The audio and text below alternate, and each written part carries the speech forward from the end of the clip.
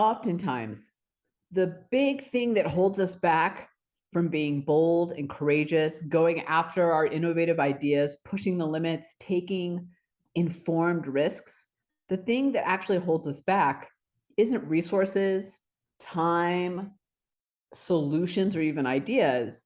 Actually, it's fear. Fear of failure, fear of looking stupid, fear of looking like I don't know what I'm doing, fear of the possible outcomes, fear of a lack of success, or even fear of success. So, what I'd like to do is talk a little bit about those internal resistors to change and really innovation that push that fear forward.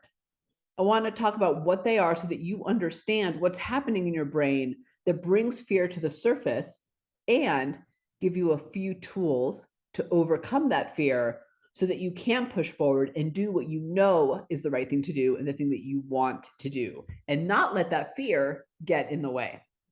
So, hi, I'm Tamara Gondor. I am the pioneer of human-centered innovation. It's combining neuroscience, behavioral psychology, and 25 plus years of work and experience to build a fresh approach to innovation that works, a people-first approach, an approach built in the real world. I'm the creator of the proprietary Innovation Quotient Edge Assessment, the only tool that helps people discover their unique innovator styles.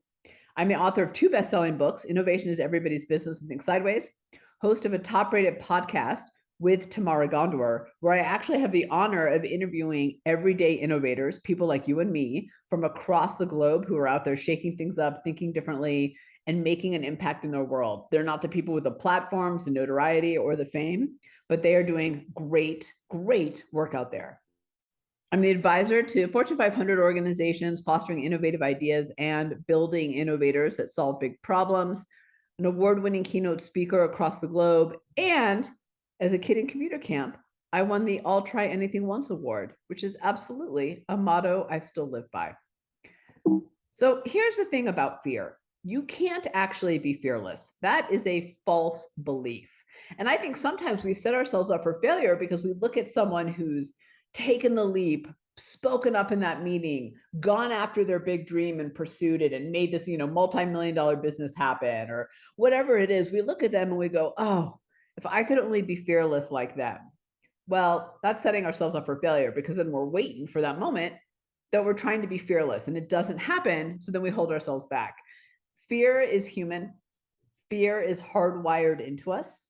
So we cannot actually get rid of it. But here's the thing with fear. So while we can't be fearless, you can push through, conquer, and harness fear. So those people who we look at and go, oh, if I could just be fearless like them, what we're really saying is, I wonder how I can push through and conquer and harness that fear so that I can move forward with it in the way those people did as well. So let's talk a little bit about what's going on in the brain so that you understand where this fight, flight, or freeze comes from. And here's the thing with fight, flight, or freeze that I often find. We think of fight, flight, and freeze as these responses, and they're really fear manifested, but we think of them as these super extreme responses. But what I've seen, particularly in the last couple of years, is that there are these insidious, almost subtle responses that we don't even realize we're doing or that the other people are doing. They sound almost rational, but they're not. So for example, fight, which is kind of where you're combative and defensive, shows up as, well, that'll never work, or we can't, or here are 10 things that are wrong with it. They all sound very rational, but at the end of the day, they're fight in action. That's how fear pops up. Or maybe it's flight. Let's table this for now, right? You're kind of running away from the idea. I can't add that to my plate right now. Now, in some cases, that might be true, but I often find that that's an excuse not to take on something that requires some change and innovation when fear pops up.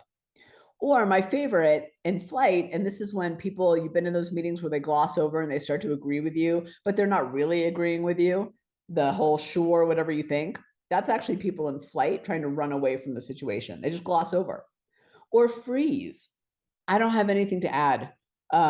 It's gobbledygook of the brain, right? It's when you kind of, your brain turns to scrambled eggs and your heart starts beating fast. You almost can't see clearly sometimes. We've all been there in a meeting. And here's the thing about these. Everybody has a default. right? So fight might be yours, maybe it's flight, or maybe it's freeze. I tend to go to freeze because my insecurities pop up. I tend to question myself. So when someone asks me a challenging question or something I haven't thought of, and maybe my confidence is hit a little bit, well, that's when I go into freeze. But know that these are signs of fear and that these are ways that they manifest in you and the people you work with. So what I want to do is talk a little bit about what goes on in the brain so that you understand why it's happening, and then give you some tools to help you and the people you lead overcome it. Because the thing with fight, flight, or freeze is they're automatic responses. They're immediate. In fact, they happen before the higher functioning brain can even kick in. So we've got to get past these so that we can get to a place where we're thinking in a space of clarity and innovation. So here's what's happening in the brain. There's actually three things. One is you've got this thing called the reticular activating system. I like to think of it as a brick wall. And the job of this brick wall is to validate what we already believe and then ignore or keep out what doesn't match. It's confirmation bias. It's why when you decide to buy a gray F-150 truck, all of a sudden you see a million gray F-150s on the road. It's confirming what you're already focused on. The thing, though, with the RAS and this brick wall is it's very hard to let in new thinking, new ideas when the brick wall is bouncing them off. So what we've got to do is figure out ways to open up more space in that brick wall. So the second thing is called the myelin effect. Now, myelin is like fatty tissue. It goes over your wiring. Here's what I want you to think about with myelin. It's in your brain. It makes you hyper efficient. So it's great to improve the speed and the skill of tasks and to-dos that you already have on your plate. The thing with it is it keeps us stuck in tracks and repetitive thinking. And when we need to innovate, we need to get a little bit uncomfortable. That's where the fear comes in. And we need to leap to new tracks. Myelin keeps us stuck in repetitive thinking. So we need to leap and get uncomfortable. And fear keeps us from that desire and that effort of leaping. And then lastly, but almost most important, is the lizard brain. That's our primal brain. Our lizard brain's job is to keep us safe and comfortable. So the lizard doesn't like risk. It likes what you already know. It likes status quo. The lizard brain puts fear into the front seat for you because it doesn't want you to pursue that big idea or speak up in that meeting or do whatever it is that's kind of above your comfort zone. It also becomes the negative chatter in your head. It'll never work. They'll never go for it. This is stupid. There's a reason why he's looking at you funny. Oh my gosh, you just made a fool of yourself, right? Not true, of course, but that's the lizard brain talking. So we've got this brick wall, this myelin, this superhighways in our brain, and this lizard trying to keep us safe and comfortable. And that's why we experience fear when we go outside our comfort zone. So let me give you some great tools that I know work to overcome those internal resistors in yourself and others. So number one, name your lizard brain. I know it sounds a little crazy, but go with me on this. It's called cognitive disassociation. Here's what happens. When we name our lizard brain, we take it out of the driver's seat and we put it into the passenger seat. It allows us to feel like the lizard brain isn't us, right, being controlled by ourselves, but this thing that we can actually control. So I apologize if this is your name or if you have a brother or father or husband or anyone that you know that has this name, but my lizard brain, his name is Bernard. And Bernard and I have a lot of conversations where I'm like, hey, Bernard, not today. Hey, Bernard, why are you acting up? We actually have a little bit of conversation. I question Bernard a lot, but labeling him Bernard has made him something that I can quiet, I can minimize, I can question, not something that controls me. The second one is ask yourself and those that you lead, what else could be true? Here's what I love about this question. We're not saying what you believe today or the ideas you have today are wrong. We're just saying there's possibly more. And when we tell ourselves there's possibly more, it becomes less fearful. It becomes less uncomfortable to explore innovation and change, new ways of doing things and new ideas. I love asking this question when I'm with my team and we're kind of stuck a little bit. And I go, okay, so I know we think the customer does this and their behaviors are that. What else could be true? and it sparks whole new conversation. The third one is, and this is very important for that fight, flight, or freeze, is take 3 deep breaths when we start to experience those feelings. Here's the thing, fear lives in our neurological system, and we need 3 deep breaths. In fact, research has shown this works to actually get out of that neurological system and into a calmer place. 3 deep breaths. Now, here's the thing that I know to be true, and I'm sure you're probably thinking it already. It's great if you have the time to take those 3 deep breaths, or if you can kind of walk away for a second. But if you're presenting, if you're in a meeting, if you're having a conversation with your leadership or your team, you don't have a chance to be like, hold on, I have 2 more. Doesn't quite work that way, does it? So I have something for you that I have found to work in the same way. And that is number 4, which is these 3 magical words. Tell me more. Let me tell you what happened. So earlier on in my career, I was charged with leading up the strategic arm of an urban marketing department. And we needed to create the revenue streams we wanted to put out there. We needed to create the service offerings, our sales plans. We were starting from scratch. Our parent company, my boss, was in Chicago. So every couple of months, I had to fly from New York, where I was based, to Chicago to present to the leadership team what we were doing, our progress, our ideas. And they were the ones that gave me the thumbs up or sent me back to the drawing board. And so this one particular meeting, this one was the big meeting. This was the one where if I got the thumbs up, I was going to get the resources I need to start really taking action.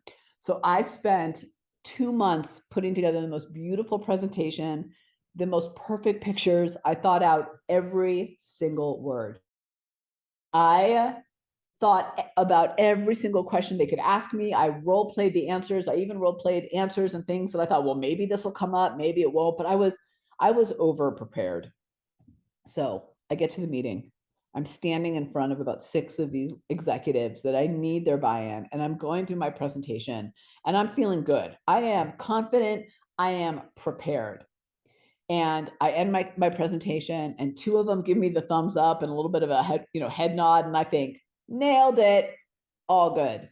But then one of the executives in the back, she raised her hand and she asked me a challenging question that I had not thought of at all. And I found it a little confronting, a little aggressive as well. I went into freeze. My brain turned to mush. I started sweating. My heart's beating faster. My vision's blurry. I had no idea what to do. And I needed a moment to catch my breath. I needed a moment to even just get my feet back under me. But I couldn't stand there and take 3 deep breaths. So in an effort to just buy myself some time, instead of answering her question, I stopped and I said, well, that's an interesting question. Tell me more. The most amazing thing happened.